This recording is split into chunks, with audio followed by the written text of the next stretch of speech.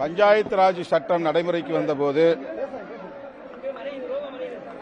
தலித்துகள் ஊராட்சி மன்ற தலைவராவதில் சில நெருக்கடிகள் எழுந்தன. அவ்வாறு நெருக்கடி உருவான ஊராட்சிகளில் ஒன்று மேலவளவு ஊராட்சி. இது தலித்துகளுக்காக ஒதுக்கப்பட்ட ஒரு ஊராட்சி. இந்தியாவின் ஜனாதிபதியாக ஒரு தலித் வந்தாலும் எங்களுக்கு பிரச்சனை இல்லை. ஆனால் ஊராட்சியில் ஒரு தலித் தலைவர் நாற்காலியில் அமர்வதை ஒருபோதும் நாங்கள் ஏற்க மாட்டோம் என்று இந்த மண்ணில் சாதிய வன்கொடுமை தலைவிரித்தாடியது. அதன் விளைவாக மாவீரன் மேலவளவு முருகேசன் உள்ளிட்ட 7 பேர் ஒரே நாளில் படுகொலை செய்யப்படும் அவலம், பேரவலம் நடந்தேறியது. 1997ஆம் ஆண்டு ஜூன் மாதம் 30ஆம் நாள் இதே வேளையில் இந்த மண்ணில் இரத்த ஆறு ஓடியது. அந்த தியாகத்தை நினைவு கூறுகிற வகையிலும் அரசியல் உரிமைக்கான அந்த போராட்டத்தை மேலும் கூர்மைப்படுத்தும் வகையிலும் ஆண்டுதோறும் விடுதலை சிறுத்தைகள் கட்சி விடுதலை களம் என்கிற இந்த நினைவிடத்திற்கு வந்து முருகேசன் உள்ளிட்ட 7 பேருக்கும் அடக்கம் செய்யப்பட்ட இடத்தில் வீர வணக்கம் செலுத்தி வருகிறோம்.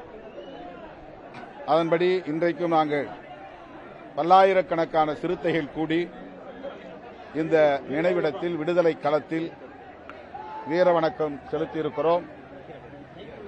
இந்த மண் ஒரு காலத்தில் கக்கன் பிறந்த மண் என்கிற பெயரும் புகழும் விளங்கிய மண்.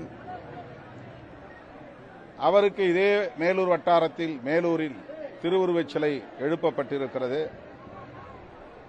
அப்படிப்பட்ட மண்ணில்தான், கக்கனை உயர்த்தி பிடித்த மண்ணில்தான் மேலவளவு முருகேசனும் படுகொலை செய்யப்பட்டான் என்கிற ஒரு களங்கமும் உருவானது. இந்த நிலையில் அண்மையிலே நடைபெற்ற பொதுத் தேர்தலில் காங்கிரஸ் கட்சியைச் சார்ந்த தலித் சமூகத்தைச் சார்ந்த விஸ்வநாதன் அவர்கள் மேலூர் பொதுத் தொகுதியிலே போட்டியிட்டு சட்டமன்ற உறுப்பினராக வெற்றி பெற்றது மட்டுமில்லாமல் இன்றைக்கு உயர்கல்வித்துறை அமைச்சராகவும் பொறுப்பேற்றிருக்கிறார். மேலவளவு முருகேசனை ஒரு ஊராட்சி மன்ற தலைவராக ஏற்க முடியாது என்ற இந்த மண்ணில்தான் பொதுத் தொகுதியிலே போட்டியிட்ட தலித் ஒருவரை வெற்றி பெறச் செய்து இன்றைக்கு அவரை அமைச்சராக பார்க்கும் ஒரு சூழலையும் உருவாக்கியிருக்கிறது. அந்த வகையிலே மேலூர் வட்டாரத்து பொதுமக்களுக்கு என்னுடைய பாராட்டுகளையும் நன்றியையும் உரித்தாக்குகிறேன்.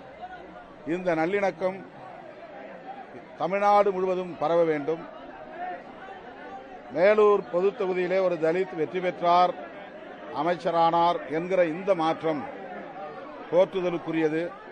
இந்த மாற்றம் சமூக நல்லிணக்கத்திற்கான ஒரு மாற்றம் என்பதை எண்ணி பெருமைப்படுகிறேன்.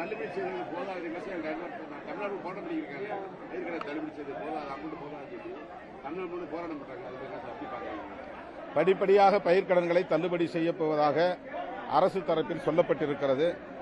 விவசாயிகளின் இந்த கோரிக்கையை அரசு கனிவோடு பரிசீலிக்க வேண்டும். தேர்தல் காலத்து வாக்குறுதிதான் அது. விவசாயிகள் பெற்ற பயிர்க்கடன்களை தள்ளுபடி செய்வோம் என்று தமிழக வெற்றிக் கழகம் தேர்தல் வாக்குறுதியாக வழங்கியிருக்கிறது. எனவே தேர்தல் வாக்குறுதியை முதல்வர் நிறைவேற்றுவார் என்று நான் நம்புகிறேன். விவசாயிகளின் போராட்டத்திற்கு வெற்றி கிடைக்கும் என்றும் நம்புகிறேன். தாவேக தரப்பில் ஆதரவு தரக்கூடிய கட்சிகளின் தலைவர்களுக்கும் சட்டமன்ற நாடாளுமன்ற உறுப்பினர்களுக்கும் அழைப்பு விடுத்திருக்கிறார்கள். தேநீர் விருந்து அழைப்பு. அந்த நிகழ்வில் நாங்கள் பங்கேற்கிறோம்.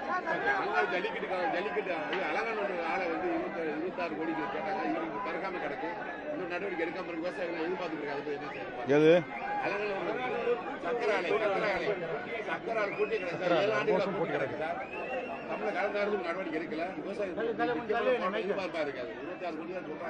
இந்த பிரச்சனையை முதல்வருடைய கவனத்திற்கு கொண்டு செல்வோம், தொடர்புடைய அமைச்சரின் கவனத்திற்கு கொண்டு செல்வோம்.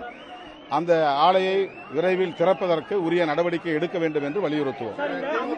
அம்பாசமுத்திரம் தொகுதி இடைத்தேர்தலில் வந்து பொது வேட்பாளராக திமுக அதிமுக சேர்ந்து பொது வேட்பாளராக சீமான் நிறுத்த போறதா வந்து சொல்லிட்டு இது ஒரு யூகம் தானே. யூகமான கேள்விக்கு முன்கூட்டியே எப்படி நம்ம யூகமா பதில் சொல்ல முடியும்?